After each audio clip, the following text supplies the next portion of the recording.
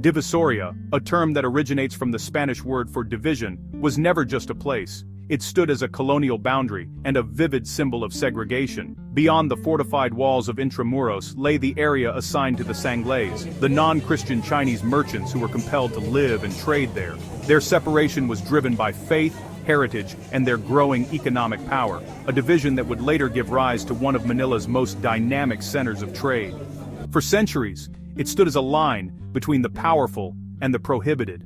But walk into Divisoria today, and you're stepping into an economic whirlwind, a living, breathing marketplace that pulses with energy. Beneath the hum of endless haggling and the rhythm of rolling carts lies a story so unexpected it changes the way you see this place forever. This isn't just a market, it's a saga of resilience, adaptation, and ambition. Our journey today goes beyond the merchandise. We're asking, how did a simple dividing line, once marking the edge of colonial control, evolve into one of the most influential wholesale hubs in the Philippines? How did a low-lying fringe settlement for the excluded transform into the beating heart of Filipino commerce, the crucible where generations of entrepreneurs have forged their dreams, one deal at a time? The answers are here, buried in centuries of struggle and triumph. This is the story of how a dividing line became an empire. To truly understand Divisoria, we have to travel back to the Spanish colonial era. At the center of Spanish authority stood the walled city of Intramuros, a fortress of stone, faith, and colonial control. Inside lived the Spanish elite and Christianized Filipinos. But outside those massive walls, another world was taking shape. The Spanish relied heavily on Chinese merchants for trade, yet they deeply distrusted them. Non-Christian Sangleys were forbidden from living or operating businesses inside Intramuros. Instead, they were directed to settle across the river, in Binondo, and in the surrounding lowlands that would eventually evolve into Divisoria. The area's name, Divisoria, was derived from the Spanish linea divisoria, meaning dividing line. It marked the boundary between colonial authority and the communities that existed beyond it. Originally, it wasn't meant to be a market at all. It was simply a separation point, a frontier zone between the privileged and the prohibited. But history has a way of turning walls into doorways. What began as a product of exclusion became a seedbed for independence. Free from the rigid rules of Intramuros, Chinese traders and local Filipinos created their own thriving economy. They built a world powered by hustle, negotiation, and relentless drive. Divisoria didn't start as a grand plan. It began as an act of defiance. It became a melting pot not by design, but in spite of design. In those muddy, low-lying lands near the Pasig River, a unique form of commerce took root. Flexible, informal, and unstoppable. It was here that the earliest foundations of a commercial empire were laid by people the colonial system once tried to exclude. For Divisoria to evolve from a local trading post into a national powerhouse, it needed one crucial ingredient: infrastructure. That transformation arrived during the American colonial period at the turn of the 20th century. The new rulers of the Philippines saw Manila's massive trading potential and sought to modernize it. Around 1909, Divisoria Market was given a significant upgrade: better facilities, expanded stalls, and improved organization. But the real game changer was the completion of Tutuban Station, the terminus of the Manila-Dagupan Railway. This magnificent structure was more than just a train depot. It was a gateway to the entire archipelago. For the first time, products from across the Philippines, rice from central Luzon, abaca from Bicol, sugar from the Visayas, could be shipped directly into the heart of Divisoria. At the same time, imported goods arriving from the nearby port of Manila could be transported across the provinces with ease.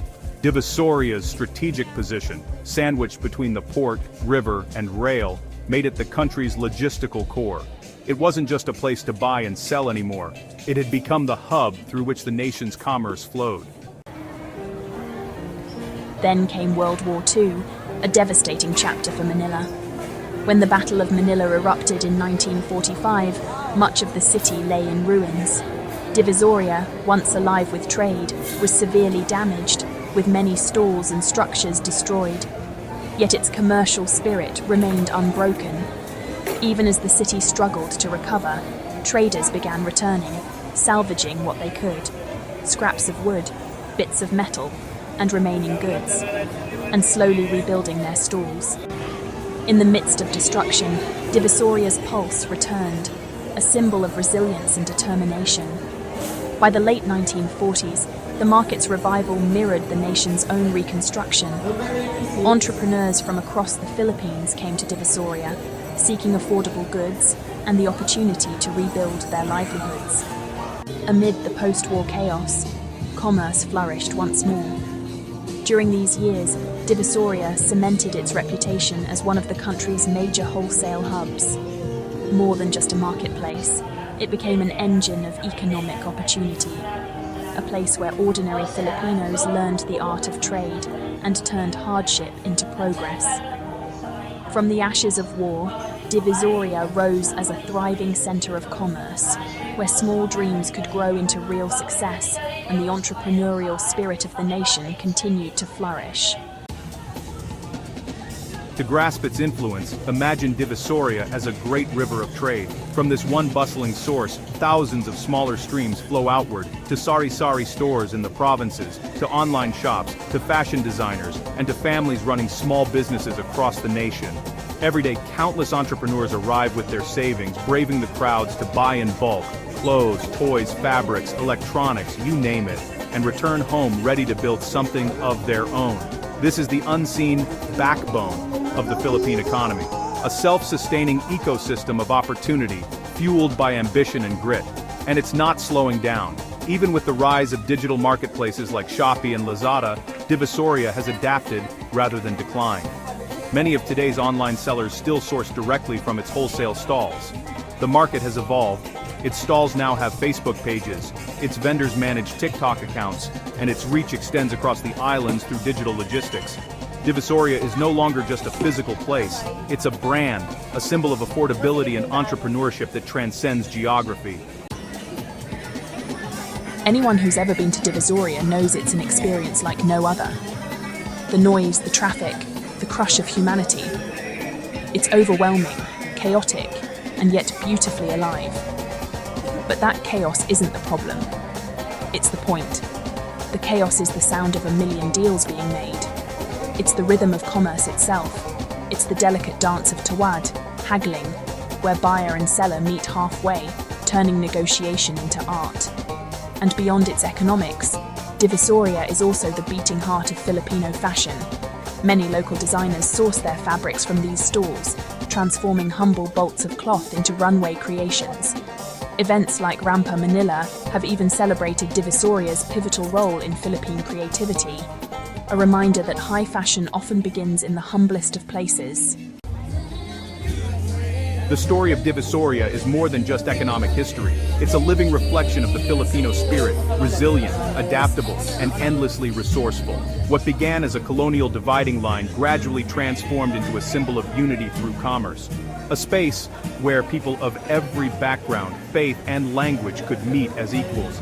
Here, wealth and status mattered less than hard work and ingenuity. It became a marketplace where dreams, goods, and stories intertwined, where every deal made echoed with the determination to build a better life. In doing so, Divisoria completely defied its own name. What was once a border of exclusion turned into a monument to opportunity, a thriving ecosystem that brought together generations of merchants, laborers, and innovators. Each stall, each corner carries traces of that transformation, a testament to how shared purpose can overcome division. Divisoria isn't just a market, it's a living organism, constantly evolving with the times. It adapts, rebuilds, and reinvents itself. Just like the people who sustain it, it stands as a vibrant embodiment of Filipino resilience, creativity, and community spirit. So if you ever find yourself in Manila, make sure to witness this historic market for yourself. Walk through its crowded alleys, hear the rhythm of negotiation, and feel the pulse of a nation that refuses to stand still. Because Divisoria is not just a shopping destination, it's a story of survival, transformation, and the indomitable power of human enterprise. proof that even from the lines that divide, unity and progress can be born. The story of Divisoria is nothing short of extraordinary. What began as a boundary separating colonial authority from the communities beyond gradually evolved over centuries into something far greater.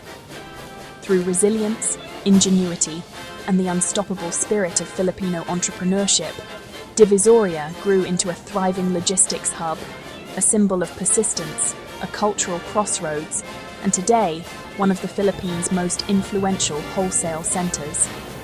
It defied its very name, turning a line of division into a monument of economic unity and opportunity. Divisoria isn't just a market, it's a living, breathing reflection of the Filipino nation itself. Chaotic, vibrant, and full of possibility. It's a place where grit meets opportunity, where anyone with determination and a dream can carve out success.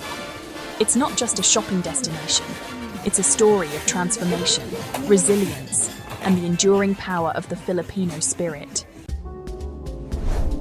Thanks for watching. Don't forget to check out the corresponding video on your screen for more engaging content. Explore our channel for even more exciting videos. If you found this video helpful, don't forget to like, share, and subscribe to Globe Gazette for more amazing stories. We value your support. We look forward to seeing you in the next video.